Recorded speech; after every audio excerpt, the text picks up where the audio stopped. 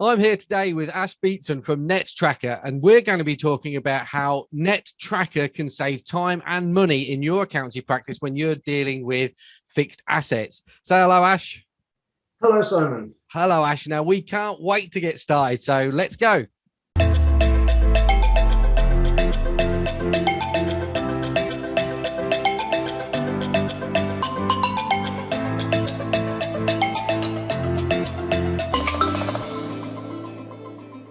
Without further ado, Ash, if you could turn on your screen, brilliant. The technology is working, so that's one of the challenges that we always get over. And without further ado, Ash, I would like to hand over to you so you can show us how nettTracker can save us time and money within the accountancy practices with regards to fixed assets. So far away, Ash. Thank you very much, Simon. Hello, everybody. I'll just introduce myself very quickly. So my name is Ash Beetson. I'm co-founder of nettTracker. I'm also an experienced bookkeeper and accountant, and I'm part of the UK Trainer Writer Network for Intuit as well. So although I've got nettTracker, I'm still actively, assisting Intuit with QuickBooks training as well. Although I originally designed nettTracker for QuickBooks, who didn't have a fixed asset register, it also integrates with Xero, which I know has its own fixed asset register already, but we've got some additional features and it's a bit more accountant friendly nettTracker. So just before I go into nettTracker, in fact, I'll just share my, make sure my screen's up and shared. So I'm just on that's just our web page at the moment. Before I go into nettTracker, why should you use nettTracker? Well, quite simply, nettTracker will save you time. And that's going to be my only slide for this morning, because I want to just dive straight into the software, show you how it works and how it should actually save you some time. So my sort of scenario today is going to be, well, imagine that you have a client, you've already got them on your software, and in the past you've been using it, the traditional, Excel fixed asset register, which I used to use in accountancy practice, and the practice I used to work for, I think, still using that. Now, if I just come into my login, so I'm already logged into my nettTracker account.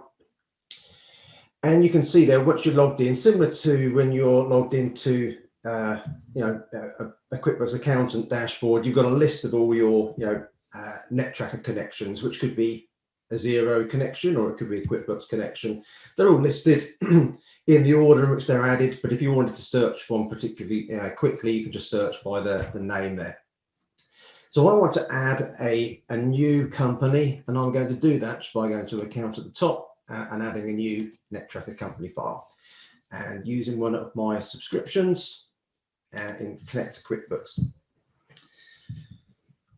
So when I go through this, I'm not going to explain every single setting in a huge amount of detail. But what I will do, and I think that's the one I want. So I've selected my company. We'll get this connected. It's just the usual process of connecting an app. So if you have connecting an app in the process previously, it's all the same. So we've got a few settings to choose from on the initial connection. Some of this information will come through automatically, and it works exactly the same. So I'm using a QuickBooks file this morning, but the process is exactly the same with a Xero connection.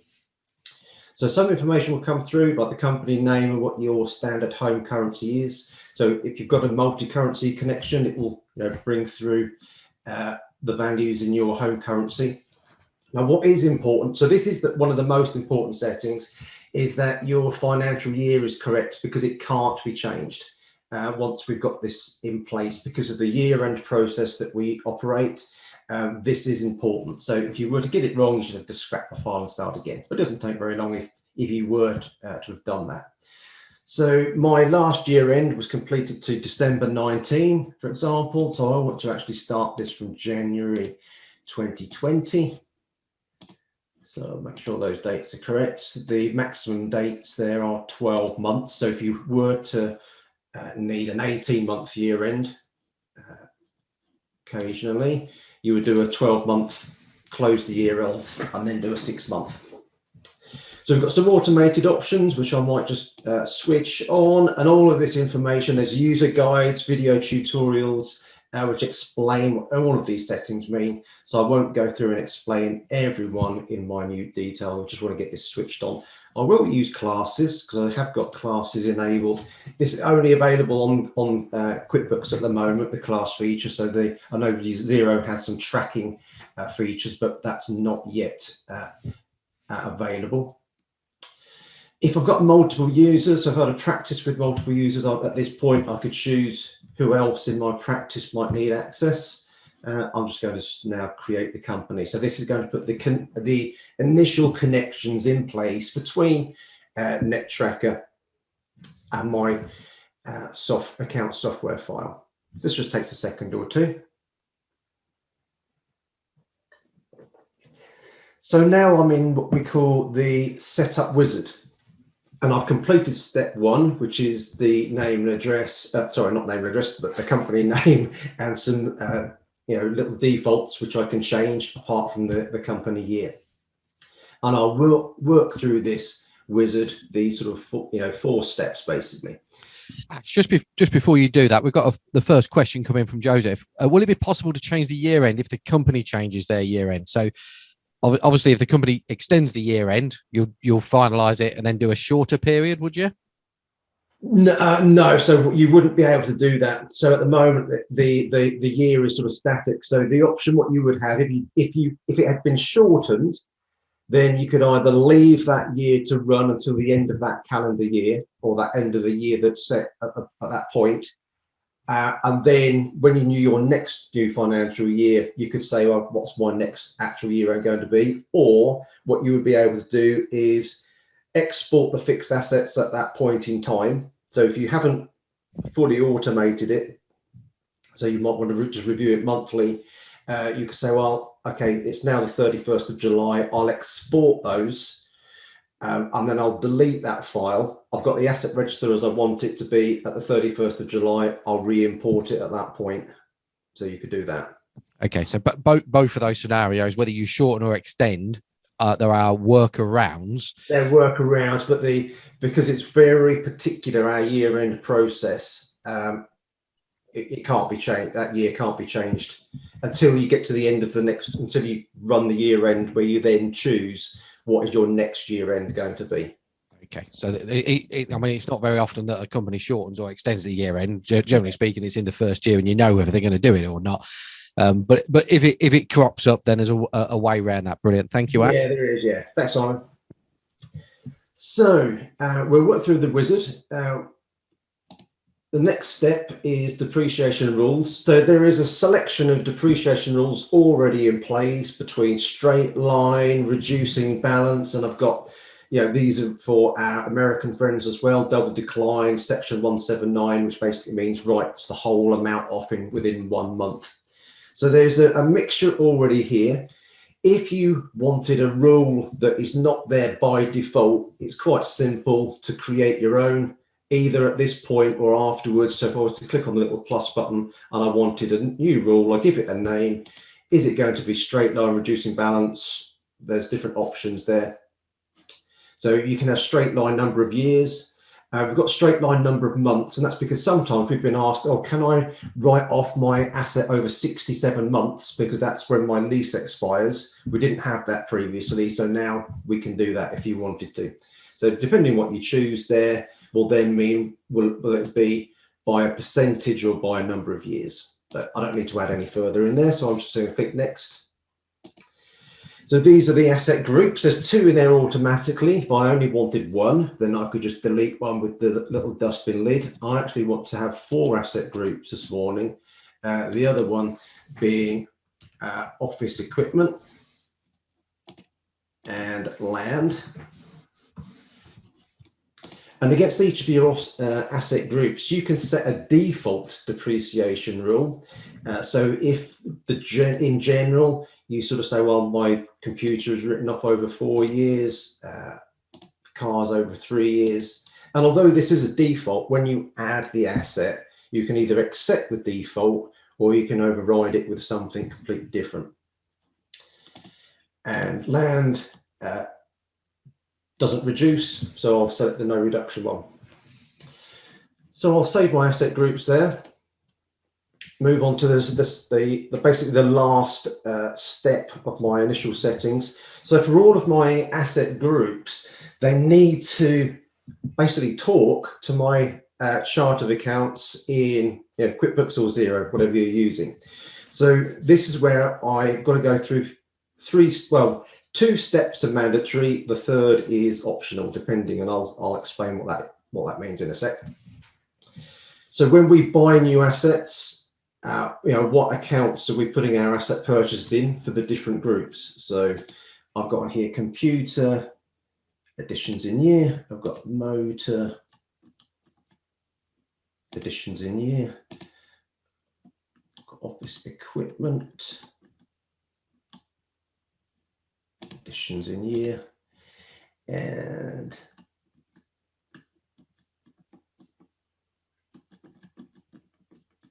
land and buildings. That one. Actually, make sure that's land and buildings additions. I'll just choose these. This is what takes the the longest step. But I want to make sure I get these right. Depreciation in year. Depreciation in year.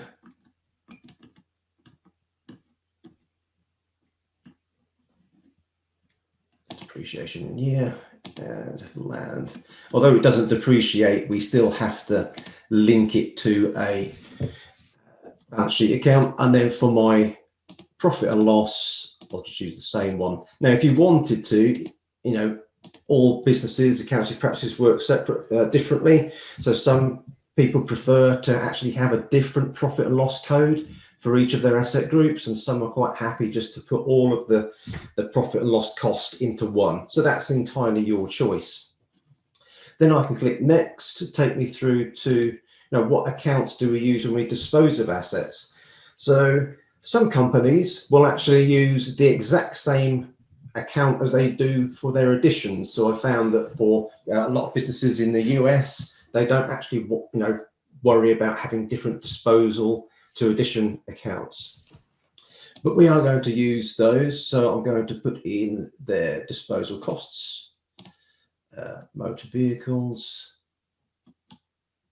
disposal costs,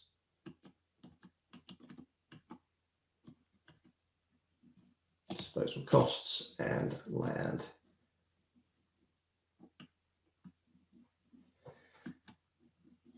Disposals, and for depreciation, computer,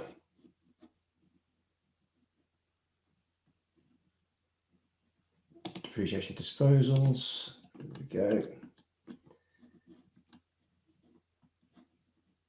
Disposal depreciation.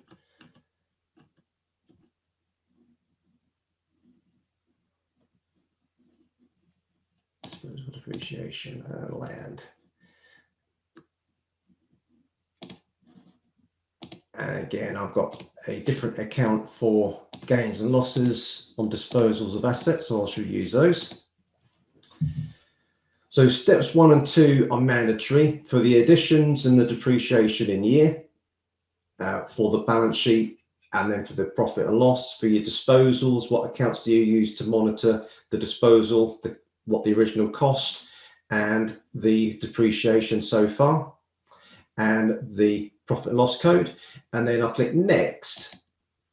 Now this select part is optional, and what this will do is that when you get to the end of your financial year, if you use a separate account to steps 1 and 2 that just hold the accumulated balances, then you can choose, and the nettTracker will at the end of the year create a journal which will move all of your movements in the year to your accumulated balances. If you don't want to use that because you use the same account for your additions and disposals, then you could tick this box to say, I don't want to use that. But we are going to use that today. So again, I'll just put cost brought forward, motor vehicles, cost brought forward.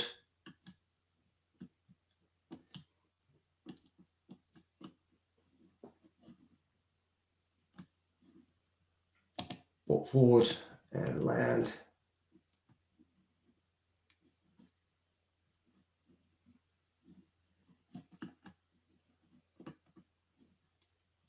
Is that one. You'll notice if you didn't have all of the required categories, nettTracker will actually create a new category for you. But if that did happen and then you found you've actually got too many, then obviously you can delete them, rename them. They will appear within your within your chart of accounts as NT in brackets and then the name of the category, so you know how that came to get created in your accounts. Put in here depreciation brought forward.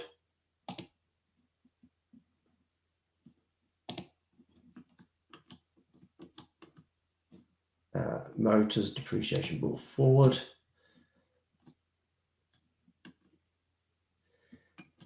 And office.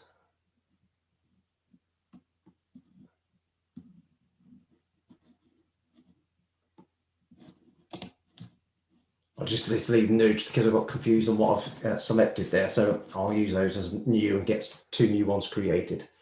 So I'll just click finish and save against that.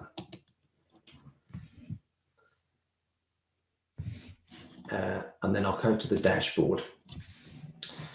So what we have at this point in time is now we've completed the initial setup. I've arrived at my dashboard, which tells me this is the value of assets in my balance sheet, and that value comes through from as of the sort of the next expected reporting period being. So what is the balance on my fixed asset register in QuickBooks or Xero, you know, as of 31st of January 2020 at that point in time. So we don't have any values in our asset register at the moment. We need to actually, you know, put some in. So if we've used the spreadsheet before, let's get them in. Now, if I go to view all, which takes me to my asset register, it's currently going to be blank and we don't have anything in there. I can use at the top right, I've got the ability of importing the assets. So if I click on the import option, I can download a template and I'll show you how that template looks in a second. And once I've got it complete, I'll be able to drop it or search for it. So if I just bring into view what the template looks like. So at the top of the template, there are some instructions on, you know, how it should be completed. And in fact, when you do download it, there are further instructions that just appear in this section telling you exactly what you should and shouldn't do, because there could be, you know, little things that you might just get wrong. Yeah, simple things like spelling the asset group incorrectly. So if I put in here, you know, land, but in my asset group I've called it land and buildings, it's not going to map across correctly. So we need to make sure that we've got the correct names of our asset groups, we've got the correct depreciation codes. So if I want to depreciate over 13 years and I put in there SL13, but I don't actually have one of those in place, I haven't set up a depreciation code for that, it's not going to work. So just make sure that's all set up. And if I'm using classes just for QuickBooks, then I can import those at the same time. So let me just go ahead, choose for my file that I want to import. So it's within my desktop somewhere. So I'll pop to my desktop. This is the file that I need.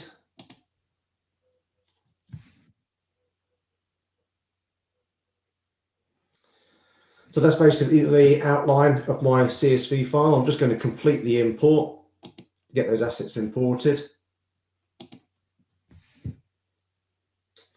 So now we have our asset register. I'm just going to change those page sizing. So at the top, what we have is our assets grouped into our different asset groups. So whether it's computer, motor vehicles, office equipment. So we can you know, change the page sizing. So the reason why this is a fairly new update, because originally that wasn't there, but then we've got a business, actually they're a college that's using nettTracker, and they've got 10,000 assets. So without that paging, basically nettTracker was coming to a grinding halt. because it was trying to download too much information on one page. So you're able then to choose, how many per page, and you can also search for your assets within there as well. With all of your assets on your asset register, you can also then download them into Excel at any time quite simply. If I come back to my dashboard now, because my asset register, as of December 2019, had £181,000 worth of assets within there, I've checked that to my balance sheet, imported my asset register is now in line with my balance sheet, and that's how I always want it to be. I've got this sort of permanent reconciliation that I can just keep an eye on, throughout the year. If I take a look at the current financial year, and this is our sort of forecast of depreciation over the next 12 months. So if I click on go, it's split into the, for me, the 4 sections for the 4 different asset groups. Again, I can change the page sizing there. So if I look through office equipment, I can see what is the amount that's going to be posted to depreciation for each of those assets. Now, I won't actually have a journal which will be this long. My journal will be, one for each asset category. So I won't have a 300 line journal entry. It could be just, 4 or 5 lines. But more if I'm using classes, because then there'll be a different line for each class if I'm using those. At the moment, my depreciation is showing there in blue. There's 3 different colors that we will see on here. And that is blue, meaning it's pending depreciation. If I were to click process assets, so let's say I'm just going to process the depreciation, and this can be set to automatically happen. So from my initial settings, I can say post depreciation every single month. So I don't actually have to come in here and do this. And if I had left this overnight, because now we're in 2021, nettTracker thought, we're already through the end of that financial year, it would have put all of the depreciation through automatically for the next 12 months. And it will stop until I reach or do the year-end process and check everything. So let me just change that. Let's say we'll just run that depreciation initially to the 30th of June. So if I process that depreciation, just takes a few seconds. All the depreciation that's been processed now is in green. And if I were to just come back to my dashboard, these figures will update. Now you notice that they're not in line now, and that is because I've got more on my balance sheet than I have actually in my asset register. I've got some outstanding transactions. So if on my dashboard, it tells me that I've got transactions outstanding, and it did actually tell me on the processing page, so I could have added them first. But let's just take a look to view what transactions have come through. Now, this transaction's come through because I've actually created an entry. I've bought something, I bought some computer equipment, I've put it to computer additions in year. I can choose to review it. So if I click on pending, I can create an asset. Now, if someone's put an asset, an entry to the wrong code, so maybe it's not an asset at all, I can ignore that. But just remember, you've got to go back into your accounting package and correctly code it to where it should have gone. So if I just click create an asset, what I can see here is that this is the information that's come through automatically from your account software. What you've put on there, classes, because it's gone to, I've put it to finance in this instance, and what the original purchase price or purchase date was. The purchase price can't be changed because that's how much it was. I can choose to defer depreciation if I'm actually buying something. Maybe I'm paying for an asset in stages. I could put a deposit down. Well, I don't want the depreciation to kick in yet for maybe several months. I could defer that, and then when I've actually paid for an asset fully, I can use another feature that we've got called a kit, where if I've got 3 or 4 entries, I can basically merge them all together to form one large asset that's made up of different sections. And then I could start the depreciation from my desired month. But I don't want to do that there. I want to get it going. And this is what I mean by, that's I've put there 4-year double decline as a default, but I can choose to change that at any time. So I'll just leave that as it is. So I'll click OK. And if I come back to my dashboard now, my asset register and my book value are all in line. Let's just take a quick look at my QuickBooks file. So if I come into QuickBooks, what we'll see is these are the journals that have come through. So each one has come through. I'll just pick on one of those. So it's brought through the journal. So you see what I mean? It's not got a line for every single asset. It's got a line based upon the asset group and a separate line, you know, if there are classes involved there. So I'll close that down. And if I was to take a quick look at my profit and loss, oh, that's obviously a QuickBooks fault, not a nettTracker fault. So I'll search for the report within QuickBooks. So let's look at QuickBooks there. So if I'm running that, so I'm in 2020, 0101, 120. So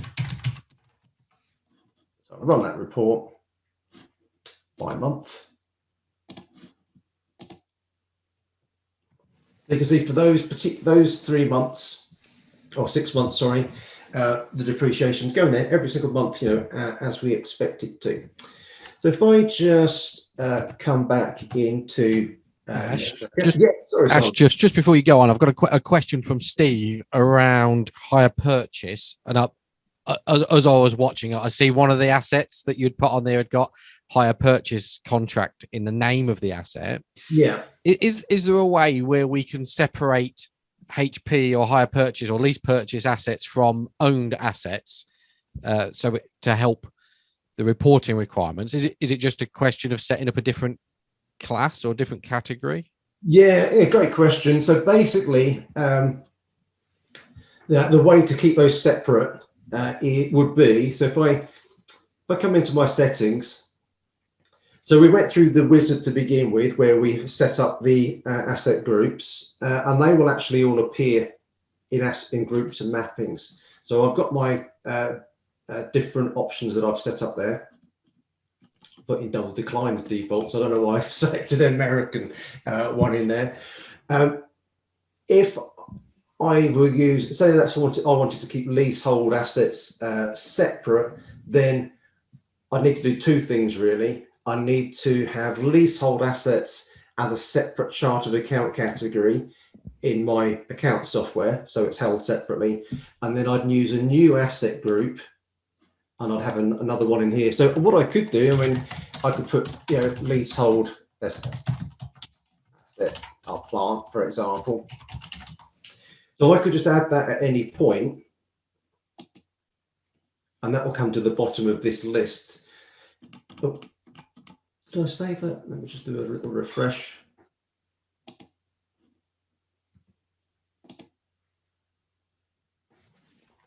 Refresh my browser in case something didn't quite save on that. Oops, I didn't quite click save. New asset group.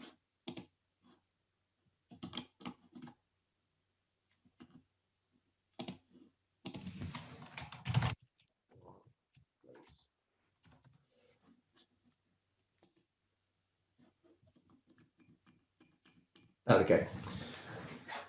So what will happen there is, so at the moment, I've just added a new asset group, which I can do at any time, but it's not linked to any of my account categories in QuickBooks.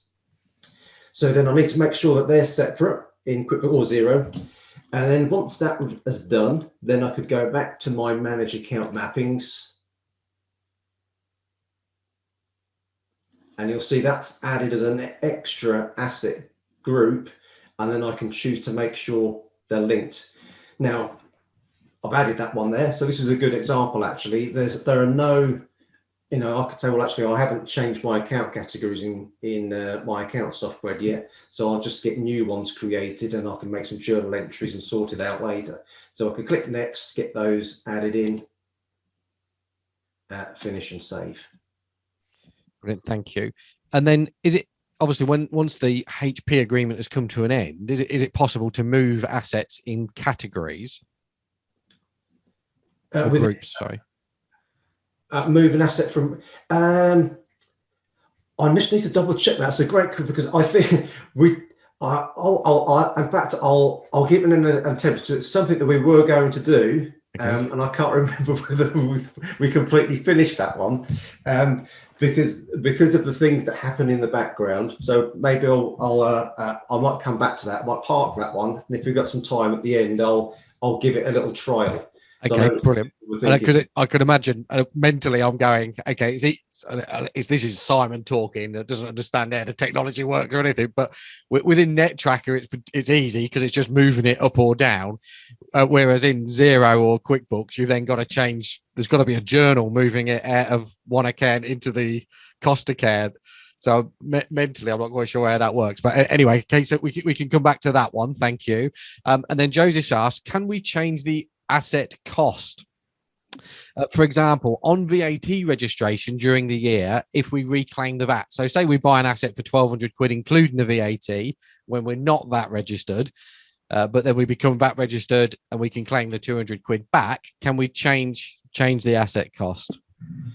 Great question.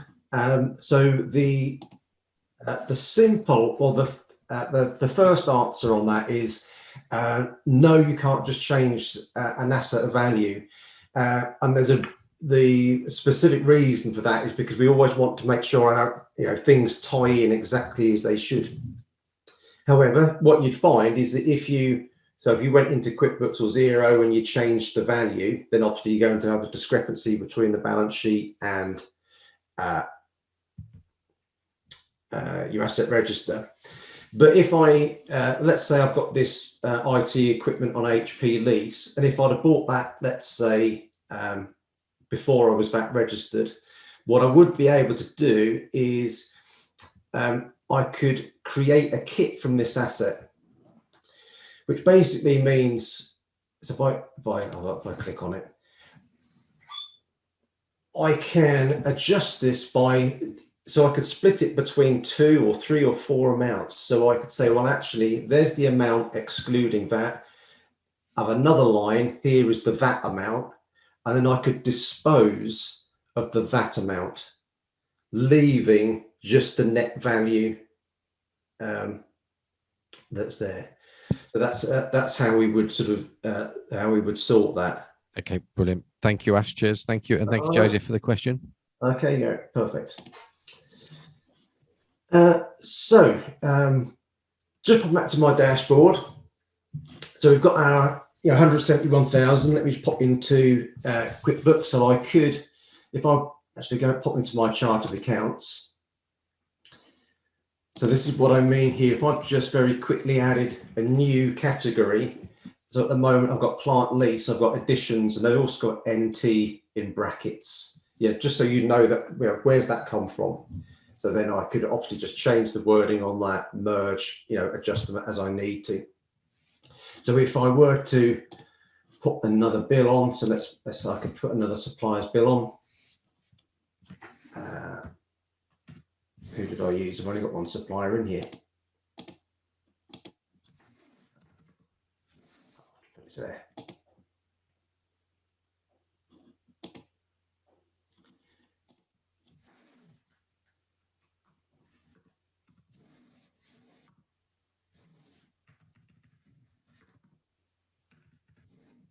Just a little, is QuickBooks having a little bit of a thing this morning? Let me just come out of here.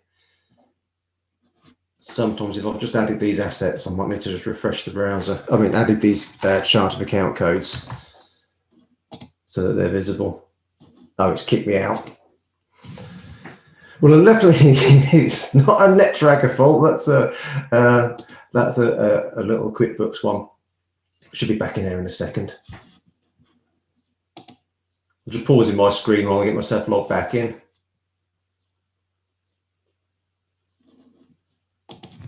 Bear with me a second.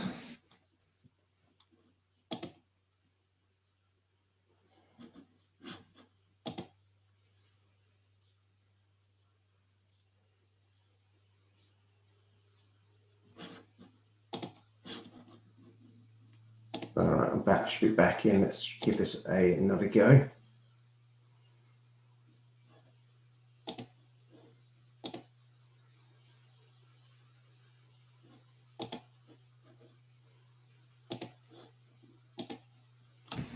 Yeah, I was to put that to plant. There we go. Additions. Yeah, I don't know. Release. So I can save and close that.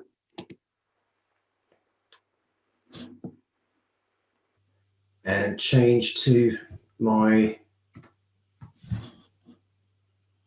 NetTracker file. Oh, in haste, I know what I've done. I'm in the wrong financial year. So this is, I won't see that purchase come through because it's in a different financial year. So I'll close that until my financial year has been closed. I'll change that to 2020. Let's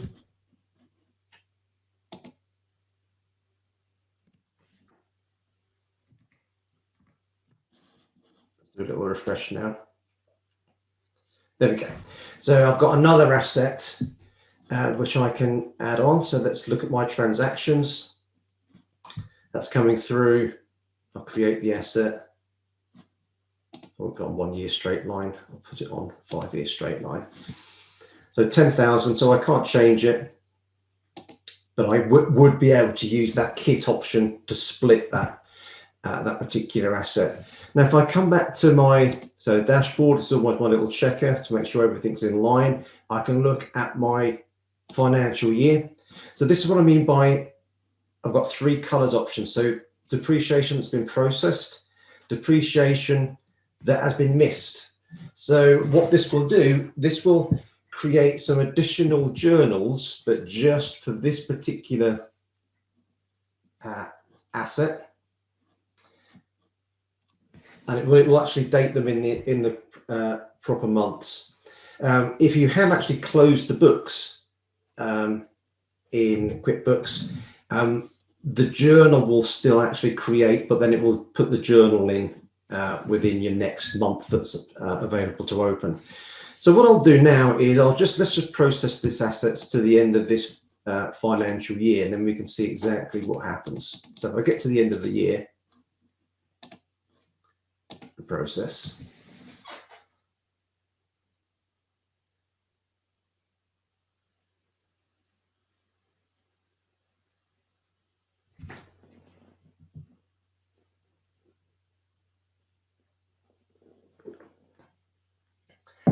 So as soon as we've got to the end of the year, I'm now in a position to start my end of year. But again, I'll just come back to the dashboard. The idea of using NetTracker is we don't actually really have to log in here at all, hardly. Once you've set it up, you could literally leave this to run, over the next coming months. And then when it reaches its year end, because the depreciation can add automatically. And if I just come back to my settings, so if I look to my company settings, so these are the settings that we can, some of them we can set up right from the beginning. So automatically put journals through every single month. Automatically start looking for new asset purchases. So when a new asset purchase comes through, then you can add it to NetTracker. But what you might want to do is set a little value. So don't put any new assets on if they're under £500, because it means that someone's just coded it to the wrong place, or maybe your limit's 1,000.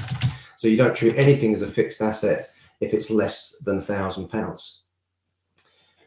And the same with an automatic write-off. it could be when you get to the end of a financial year and you've got an asset that's got a value of £3 left. Do you want to carry on depreciating that £3, or do you just want to, you know, when it gets to an asset having a value of £15, just create an additional journal that will that will write off that balance on the part of the year-end process? There'll be an extra depreciation journal that will go through. So I can update my company settings there. So I just come back to the dashboard, just have a look at my year end. Now you'll also receive an email. So as soon as you get to the end of the financial year, an email comes through to you. So just to let you know, you've reached the end of your company financial year, you should go in and review your assets. So I can now start this end of year, start the year-end process. So I can review all of these assets at any, and if there are balances, so I can see what the end of year balance is against the assets. And if I want to write them off, I can quite simply go and do that. If I'm happy, once I've done a full review, then I can complete this end of year process. So I can just click complete end of year. And that will create journals that will move any movements within the year to my accumulated balances. So I'm just going to click complete the year-end process.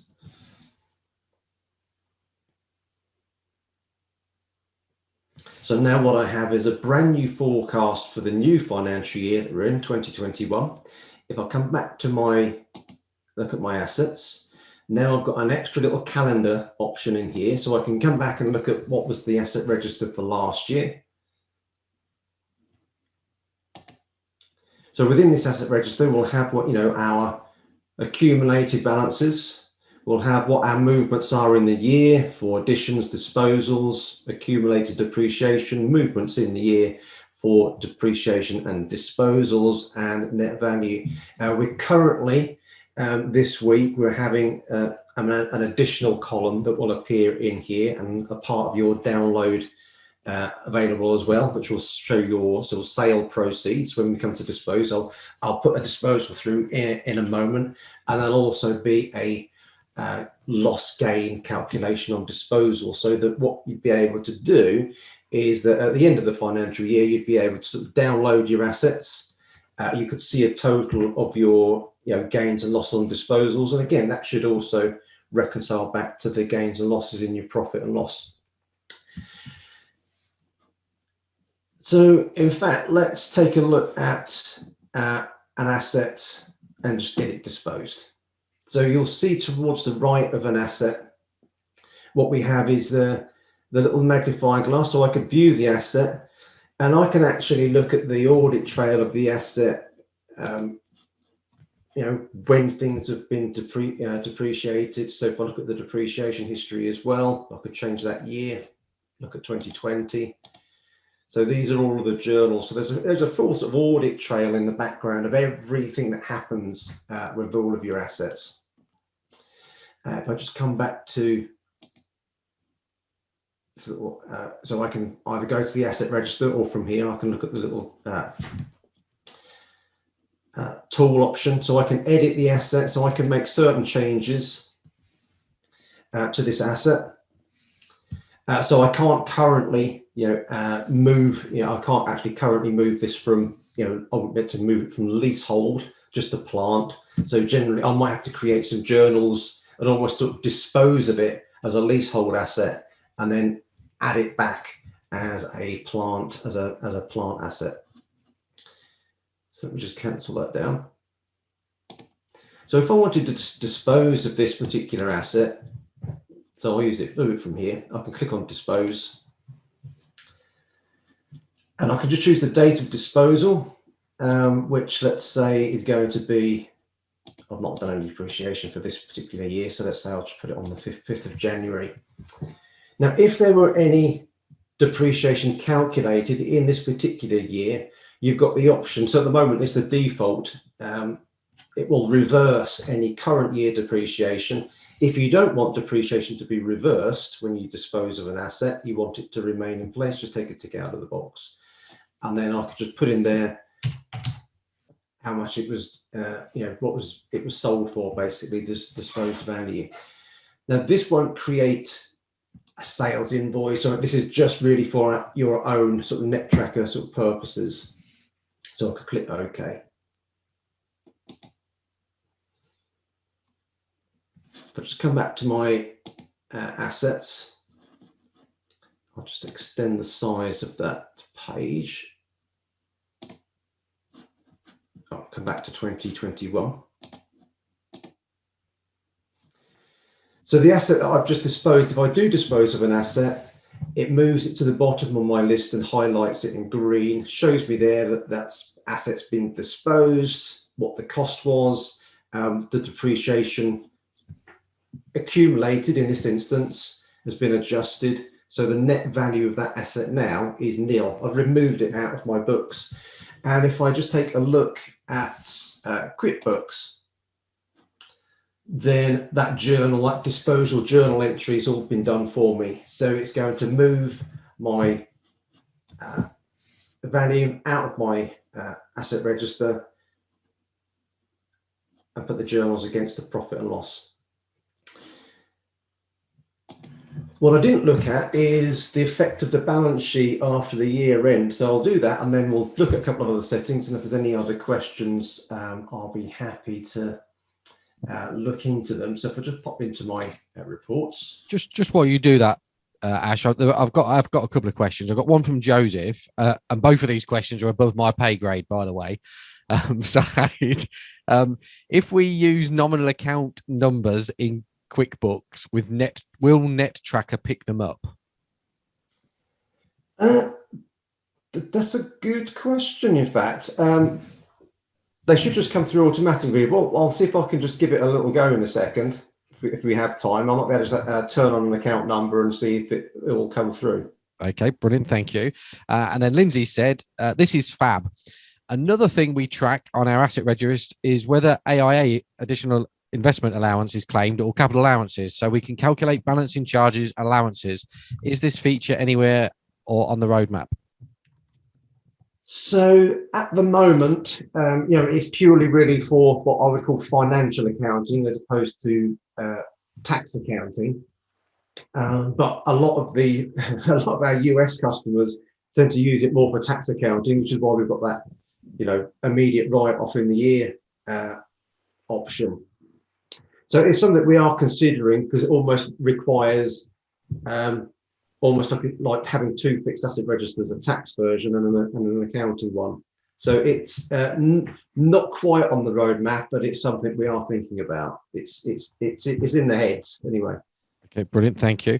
And then another one from Joseph. Can we set a closing realizable value? So instead of depreciating to nil, can we have a net realizable value in the future and depreciate to the future NBV? Absolutely, yeah. So it is cool. I'll come back to. Let me do it now before I forget. We call it in QuickBooks, and it's supposed to maybe more of an American term. Is a salvage value. So if you put something on, if you bought a car and you put on the cost of 25,000, you can say, well, the salvage value of that car is going to be 7. It will never depreciate below 7,000. Brilliant, excellent. So thank you. Until it gets to that value. Brilliant, excellent. Thank you. I'm slightly conscious of the time, Ash. We've got 10 minutes to go. So yeah, no problem. So I'm just about to sort of wrap up. I just wanted to show. So during that year 2020, you'll see that there are additions in year, movements in year for depreciation. If I went to look at that balance sheet as of 21, the additions in year come back down to 0, and so do the, actually got a little round difference in there to look into that. But if I were to open up that, you'll see that the journal automatically creates, moves it out of my additions value, puts it into my accumulated. So I've got a brand new sort of starting point for the new financial year. So I thought I just wanted to point that one out. So just before we do wrap up, a couple of other things that I'll just mention. So within your settings, this is where you can come back here at any point, add in your new asset groups, change your company settings if you need to. There are no limits on the amount of assets that you can use. So as I mentioned, we've got one organization that's got about 10,000 assets and another with about 4,000 assets. Generally, people, it could be 1,000 assets, or I created it really for accountants so that all of their clients who only have like 50 or 60 assets would generally use it. But it seems to be that the larger businesses have sort of favoured it a bit more. When you do come back to your account, so it's from here. If I actually go to my account area and into my view my details, it's here where I can add all of my users. So all of the users for my practice, if I want to add those, I can add them in there, and I can choose what nettTracker files they can access in there as well. And so what I'll do is then just sort of wrapping it up. If I pop back to the website first of all, when you do, I'll do it from here. There's loads of help available. So within our help and support area, so if I click help with this page, sometimes you'll just get a little bit of help article for this page alone. If I click on help and support, there is access to a full knowledge base. So all of the frequently asked questions, I've created articles in there. So if you're looking for a particular topic, what does depreciation do? How does it work? Everything you sort of pretty much need is in there. Also, links to downloads for the user guides can be found within the knowledge base. You do get a link to the user guide as soon as you actually subscribe, as well as a link to this tutorial. And this is really there to help you. So the total tutorial is 46 minutes long, I think. The first 20 minutes are specifically on setting up. So, and it's made in a way that what you should do is watch 5 minutes of it, then you take your turn. So literally check your accounts, tells you to check your accounts, put your import file together, pause the video, put your import file together. It should all work that way.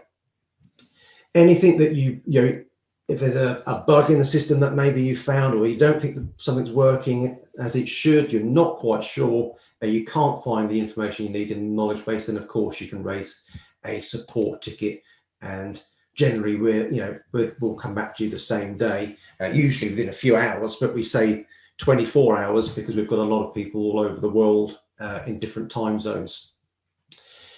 Just popping back